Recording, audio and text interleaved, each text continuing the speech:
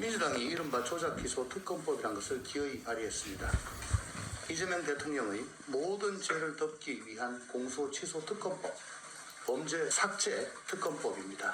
누구도 자신의 사건에서 재판관이 될 수 없다. 자기 죄가 공소취소로 없어져 편안할 사람은 대한민국에 딱 한 사람뿐입니다. 절박한 심정에 저는 사법내란 저지를 위한 수도권 광역단체장 후보자 긴급연설회의를 제안합니다. 자, 조홍천 후보가 이제 오늘 오전에 이제 긴급하게 제안을 한 거예요. 수도권 광역단체장 후보들을 향해서 오늘 오후에 조작기소 특검법안을 논의하자 이렇게 제안을 했는데 오세훈 후보는 오늘 선약이 있어서 힘들다고 입장을 보였는데 정의당, 진보당 등 특검 법안에는 반대를 하고 있습니다. 특검에 반대하는 정당들 연대가 가능할지 저기에 국민의힘도 전체적으로 내용은 맞는 건지 어떻게 보세요? 일단 정의당, 진보당 같은 경우는 특검 법안에 반대를 하고 있지만 조홍천 개혁신당 후보하고 손잡을 가능성은 저는 별로 없다는 생각이 들고요. 네네. 아마 이 사안은 이 사안대로 별개로 국회 원내에서 따로 그러니까 논의를 할 가능성이 높다고 보고 일종의 이 지방선거 국면에서 지방선거의 단체장으로 나온 후보와 연대의 자리를 갖는 모양새는 취하지 않을 것 같다. 그럼에도 불구하고 그럼 왜 조홍천 후보는 이런 식의 제안을 했느냐? 제가 생각했을 때는 상당히 정치적인 순발력이 탁월하다는 평가를 할 수밖에 없다는 생각이 듭니다. 일단 네네. 조홍천 후보는 개혁신당 후보이기 때문에 상당히 당세가 약하잖아요. 그렇기 때문에 지방선거하고 사실 관계가 없을 것처럼 보이는 이 구체적인 정치 현안을 이렇게 먼저 제시를 함으로써 특히 이 지금 정치 현안에 관련된 사람이 이재명 대통령이기 때문에 이재명 대통령의 저격수라는 이 이미지를 통해서 당신의 정치적 쾌급을 높이려고 하는 그런 계산이 깔려 있는 것이고요. 또 더 나아가서는 지금 자신의 상대 후보가 추미애 후보잖아요. 추미애 후보가 소위 말하는 이 지금 개혁신당식 표현대로 하면 사법내란에 앞장섰던 사람이기 때문에 이 추미애 후보를 저격하기 위해서도 이 현안을 들고 놓을 필요가 있다는 것이고요. 그리고 또 한편으로 더 나아가서는 국민의힘과의 이 정치 연대를 하기 위해서라도 상당히 공통의 이 지금 의제가 성립될 수 있는 이 의제를 갖고 일종의 보수 단일화를 위한 포석을 놓기가 쉽다. 그렇게 판단을 했는데 반대로 국민의힘의 지금 양양조 후보나 오시훈 후보 입장에서는 어떻게 보면 조홍천 후보의 정치적인 플레이에 휘말릴 수 있다. 그래서 거리감을 두는 것이 아닐까라는 생각도 듭니다. 그러니까 조작기소 특검법에 대해서 공동 연대해서 대처하는 거는 맞을 수 있지만 그 주도권을 뺏길 수 있다고 그렇게 해석을 하는 거 아니겠어요? 김기용 대변인도 비슷한 생각하십니까? 어떻게 보십니까?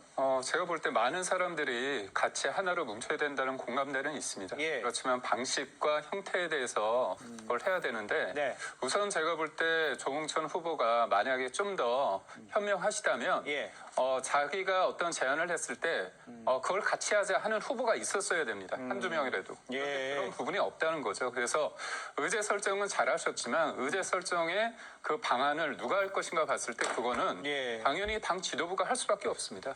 이게 조홍천 후보의 혼자만의 의제가 아니지 않습니까? 저는 이번 선거를 이재명 대통령 대 피고인 이재명 이렇게 저는 규정을 하고 싶습니다. 그럼 피고인 이재명으로 이렇게 대표되는 그게 뭡니까? 본인이 대통령인데 본인이 임명하는 특검을 통해서 본인의 재판을 공소취소 아예 삭제하고자 한다고 했을 때 어느 누가 어떤 누구도 법 앞에 평등하고 어떤 누구도 법 위에 군림할 수 없다는 이 간단한 상식 이 부분에 대해서 누가 받아들일 수 있겠습니까? 알겠습니다. 그래서 저는 이 부분은 자연스럽게 국민의힘과 개혁신당 그리고 정의당까지도 같이 할 수 있는 그런 계기가 만들어질 수밖에 없다고. 알겠습니다. 그런 가운데 지금 정치권에서는요 특검을 반대하는 목소리도 커지고 있고 법적 논란도 지금 불거지고 있는 이런 관계에 대해서 근데 이제 민주당은 5월 안에 특검법 처리를 목표로 일정을 협의하겠다 이런 입장이잖아요.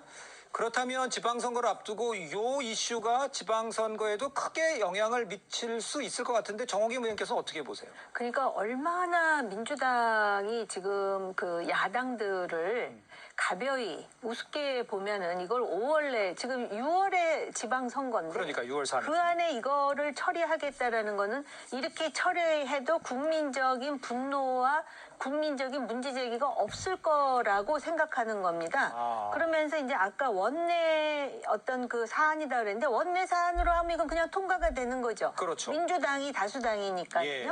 근데 이게 단순히 지금 정치적 원내 사안이기만 한가 지방선거가 6월인데 지방선거를 앞두고 이런 행태를 보인다라는 거는 예. 연석회의 아니라 그보다 더한 거라도 해야 되는 것이고 예. 이거는 어떤 당이 이니셔티브를 취하느냐가 중요한 게 아니라 서로 이념과 그다음에 지향하는 비전이 다르다 하더라도 어떻게 대통령이 자기 문제를 그 소위 결정할 수 있는 특검을 자기가 임명하고 예. 실제로 지금 그 조작 기소 운운하면서 소위 그 특위라는 거를 예. 소위 국회에서 했는데 네네. 그 특위를 통해서 이것이 특검으로 가고 그러면서 자연스럽게 공소 취소가 될 거라는 거는 예. 기존의 율사뿐만 아니라 정치권의 고관위층들은 다 예상하고 있었는데 지금 그대로 하면서 이걸 5월에 하겠다라는 거는 단순히 오만이 아니라 이거야말로 입법 독재입니다. 예. 그렇기 때문에 어떤 식으로든 막아야 되고